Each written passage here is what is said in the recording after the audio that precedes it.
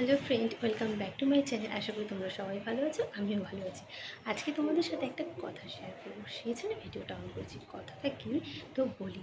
কথাটা হচ্ছে, আমরা সাধারণত সবাই দেখি যে ফেসবুকে আমি বেশিরভাগ দেখেছি যে টমেটোর মধ্যে দুটো ফুটো থাকে, আর সেটা বলে সাপের ছোবল। নাকি আমি জানি না যে সাপের বিষ থাকে এরকম বলে।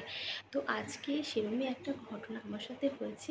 কর্তামশাই বাজার থেকে টমেটো কিনে এনেছে, আর আমি সেই টমেটোগুলো ঢেলে নিয়েছি ধুতে। তখন দেখছি ঠিক এই দেখো, এইরকম দুটো ফুটো দেখতে পাচ্ছ, এরকম দুটো ফুটো।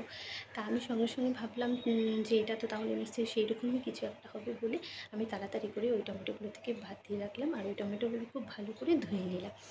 তো সেটাই ভাবলাম তোমাদের সঙ্গে শেয়ার করি। দেখো, ঠিক সেম কিন্তু দুটো ফুটো। আমি জানি না এটা সত্যি সত্যি ওই সাপের ফুটো করা নাকি, আমি জানি না।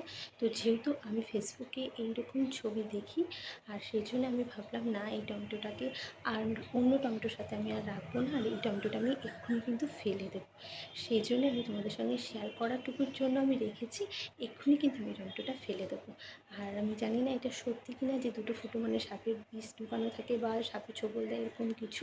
তো তোমরা যদি জেনে থাকো তাহলে কমেন্ট করো।